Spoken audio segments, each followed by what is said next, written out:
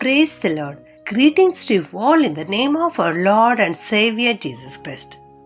Today's Bible verse, the Gospel according to St. John, chapter 5, verse 24. I'm telling you the truth, whoever hears my words and believes in him who sent me has eternal life. ಯೋಹಾನನು ಬರೆದ ಸುವಾರ್ತೆ 5ನೇ ಅಧ್ಯಾಯ 24ನೇ ವಚನ.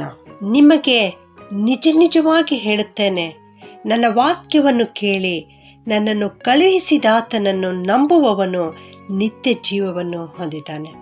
ಈ ಮಾತನ್ನು ಯೇಸು ಸ್ವಾಮಿ ನಮಗೆ ತಿಳಿಸಿಕೊಡ್ತಾ ಇದ್ದಾರೆ.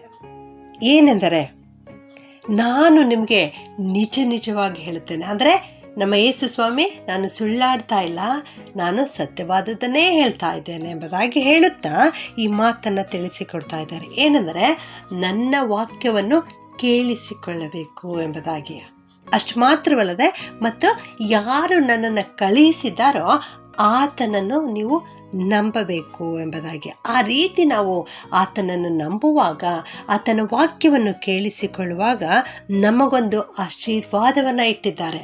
ಅದ್ಯಾವುದೆಂದರೆ ನಿತ್ಯ ಜೀವ, ಎಂದೆಂದಿಗೂ ಜೀವಿಸುವಂಥದ್ದು. ಪ್ರಿಯರೇ, ನಾವು ಎಂದಿಗೂ ತೀರ್ಪಿಗೆ ಗುರಿಯಾಗುವುದಿಲ್ಲ, ನ್ಯಾಯ ವಿಚಾರಣೆಗೆ ಗುರಿಯಾಗುವುದಿಲ್ಲ, ಮರಣಕ್ಕೆ ಪಾಲಾಗುವುದಿಲ್ಲ. ಹೌದು, ದೇವರು ನಮ್ಮನ್ನು ಜೀವಕ್ಕೆ ಸೇರಿಸುತ್ತಾನೆ, ನಿತ್ಯ ಜೀವವನ್ನು ಒದಗಿಸಿಕೊಡ್ತಾನೆ. ಯಾವಾಗೆಂದರೆ ನಾವು ದೇವರ ವಾಕ್ಯವನ್ನು ಕೇಳಿಸಿಕೊಳ್ಳುವಾಗ, ಯೇಸು ಸ್ವಾಮಿಯನ್ನು ಕಳುಹಿಸಿಕೊಟ್ಟಾತನನ್ನು ನಂಬುವಾಗ. ಹೌದು, ನಮ್ಮ ತಂದೆಯಾದ ದೇವರು ಯೇಸು ಕ್ರಿಸ್ತನನ್ನು ಈ ಲೋಕಕ್ಕೆ ಕಳುಹಿಸಿದ್ದಾರೆ. ಹೌದು, ನಮ್ಮ ಯೇಸು ಸ್ವಾಮಿ ಈ ಲೋಕಕ್ಕೆ ಇಳಿದು ಬಂದಿದ್ದಾರೆ, ನರಮಾನವನಾಗಿ ಜನಿಸಿ ಬಂದಿದ್ದಾರೆ. ಏತಕ್ಕೆಂದರೆ ನನ್ನನ್ನು ನಿನ್ನನ್ನು ನಿತ್ಯ ಜೀವಕ್ಕೆ ಸೇರಿಸಬೇಕು, ನನ್ನನ್ನು ನಿನ್ನನ್ನು ನಮ್ಮ ಪಾಪಗಳಿಂದ ಬಿಡುಗಡೆಗೊಳಿಸಿ ರಕ್ಷಣೆಯ ಮಾರ್ಗಕ್ಕೆ ಸೇರಿಸಬೇಕು ಎಂಬುದಾಗಿ. ಅದನ್ನೇ ನಾವು ಕ್ರಿಸ್ಮಸ್ ಎಂಬುದಾಗಿ ಆಚರಿಸುತ್ತೇವೆ. ಹೌದು, ನಮ್ಮ ಯೇಸು ಸ್ವಾಮಿ ಈ ಲೋಕದಲ್ಲಿ ಜನಿಸಿ ಬಂದಿದ್ದಾರೆ. ಈತನ ಮಾತನ್ನು ನಾವು ಕೇಳಿಸಿಕೊಳ್ಳೋಣ. ವಿಮೋಚನಾ ಕಾಂಡ 20ನೇ ಅಧ್ಯಾಯ 6ನೇ ವಚನದಲ್ಲಿ ದೇವರ ವಾಕ್ಯ ಈ ರೀತಿ ತಿಳಿಸಿಕೊಡುತ್ತದೆ, ನನ್ನನ್ನು ಪ್ರೀತಿಸಿರಿ, ನನ್ನ ಆಜ್ಞೆಗಳನ್ನು ಕೈಕೊಂಡು ನಡೆಯಿರಿ, ಆಗ ನಾನು ನಿಮಗೆ ಒಂದು ಆಶೀರ್ವಾದವನ್ನು ಕೊಡುತ್ತೇನೆ ಎಂಬುದಾಗಿ ಹೇಳ್ತಾ ಇದ್ದಾರೆ. ಅದ್ಯಾವುದೆಂದರೆ, 1000 ತಲೆಗಳವರೆಗೆ ದೇವರು ದಯ ತೋರಿಸುತ್ತಾರಂತೆ. ಯಾವಾಗ ನಾವು ದೇವರನ್ನು ಪ್ರೀತಿಸುವಾಗ, ನಾವು ದೇವರ ಆಜ್ಞೆಗಳನ್ನು ಕೈಕೊಂಡು ನಡೆಯುವಾಗ, ದೇವರು ನಮ್ಮನ್ನು ಆಶೀರ್ವದಿಸುವುದು ಮಾತ್ರವಲ್ಲ, ನಮ್ಮ ಸಂತತಿಯನ್ನು ಕೂಡ ಆಶೀರ್ವದಿಸುವನೆಂಬುದಾಗಿ ಇಲ್ಲಿ ವಾಗ್ದಾನವನ್ನು ಕೊಡ್ತಾ ಇದ್ದಾರೆ. ದಯ ತೋರಿಸುವನೆಂಬುದಾಗಿ ಇಲ್ಲಿ ದೇವರು ಹೇಳ್ತಾ ಇದ್ದಾರೆ. ಆದ್ದರಿಂದ ನನ್ನ ಪ್ರಿಯ ದೇವಜನರೇ, ಸತ್ಯವೇದ ವಾಕ್ಯವನ್ನು ಓದುವುದು ಭಾಗ್ಯಕರವಾದದ್ದು, ದೇವರ ವಾಕ್ಯಗಳನ್ನು ಓದುವುದು ಭಾಗ್ಯಕರವಾದದ್ದು, ದೇವರ ವಾಕ್ಯವನ್ನು ಕೇಳಿಸಿಕೊಳ್ಳುವುದು ಭಾಗ್ಯಕರವಾದದ್ದು. ಅಷ್ಟು ಮಾತ್ರವಲ್ಲದೆ, ಸತ್ಯವೇದದಲ್ಲಿ ಬರೆದಿರತಕ್ಕಂಥ ದೇವರ ಆಜ್ಞೆಗಳನ್ನು ಕೈಕೊಂಡು ನಡೆಯುವಂಥದ್ದು ಭಾಗ್ಯಕರವಾದದ್ದಾಗಿದೆ. ಪ್ರಿಯರೇ, ಈ ಭಾಗ್ಯಕರವಾದ ಜೀವಿತವನ್ನು ಸತ್ಯವೇದದಲ್ಲಿ ಕರ್ತನು ಯೆಹೋಶುವನಿಗೆ ತಿಳಿಸಿಕೊಟ್ಟಿರುವಂಥದ್ದನ್ನು ನಾವು ನೋಡುತ್ತೇವೆ.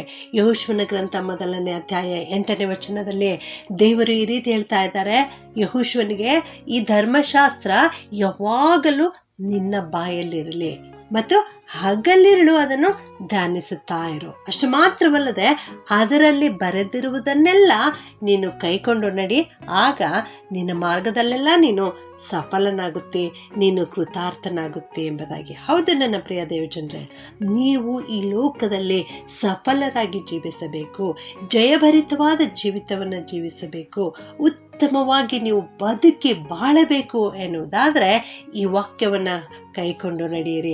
ಧರ್ಮಶಾಸ್ತ್ರ ಯಾವಾಗಲೂ ನಿಮ್ಮ ಬಾಯಲ್ಲಿಟ್ಟುಕೊಳ್ಳಿರಿ, ಹಗಲಿರುಳು ಅದನ್ನು ಧ್ಯಾನಿಸ್ತಾ ಇರ್ರಿ, ಅದರಲ್ಲಿ ಬರೆದಿರುವುದನ್ನು ಕೈಕೊಂಡು ನಡೆಯಿರಿ.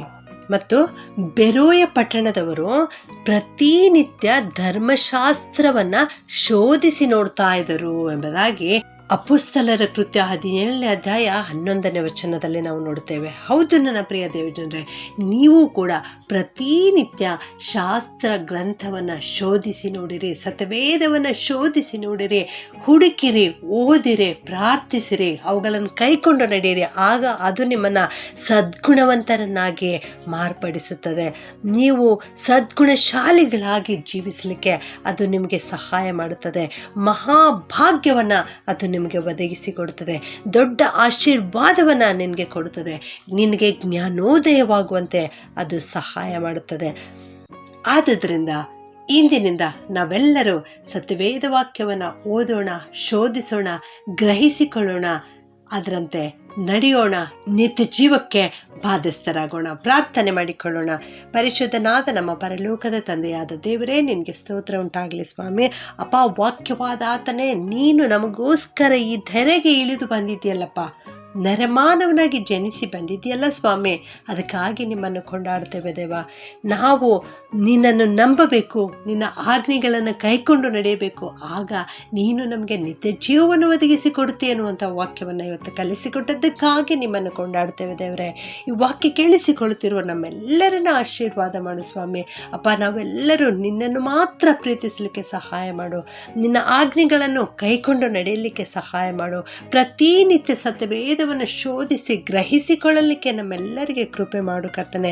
ಈ ವಾಕ್ಯ ಕೇಳಿಸಿಕೊಳ್ಳುತ್ತಿರುವ ಎಲ್ಲರನ್ನ ಆಶೀರ್ವಾದ ಮಾಡಿ, ಅವರೆಲ್ಲರ ಜೀವಿತದಲ್ಲಿ ಇರುವಂತಹ ಅಡೆತಡೆಗಳೆಲ್ಲವನ್ನು ತೆಗೆದುಹಾಕು ಸ್ವಾಮಿ. ಅವರ ಜೀವಿತದಲ್ಲಿ ಹೆಚ್ಚಿನ ಆಶೀರ್ವಾದವನ್ನು ಕೊಟ್ಟು ದಯಪಾಲಿಸು. ಅವರ ಜೀವಿತವು ಭಾಗ್ಯಕರವಾದ ಜೀವಿತವಾಗಿ ಮಾರ್ಪಡಿಸ್ರಿ ಎಂಬುದಾಗಿ ಪ್ರಾರ್ಥನೆ ಮಾಡುತ್ತೇವೆ ಸ್ವಾಮಿ. ಅತೀ ಕರುಣೆಯುಳ್ಳ ದೇವರೇ, ನಮ್ಮೆಲ್ಲರನ್ನ ಕರುಣಿಸಪ್ಪ, ಕಾಪಾಡು ತಂದೆಯೇ, ಆಶೀರ್ವದಿಸು ಸ್ವಾಮಿ. ನಿನ್ನ ಆಶೀರ್ವಾದಕ್ಕಾಗಿ ನಾವು ಎದುರು ನೋಡ್ತಾ ಇದ್ದೇವೆ ಸ್ವಾಮಿ. ನಿನ್ನ ಕನಿಕರ ಭಾವದಿಂದ ನಮ್ಮೆಲ್ಲರನ್ನ ಕರುಣಿಸಬೇಕಾಗಿ ಯೇಸುವಿನ ನಾಮದಲ್ಲಿ ಪ್ರಾರ್ಥಿಸಿ ಬೇಡುತ್ತೇನೆ ತಂದೆಯೇ, ಆಮೆನ್.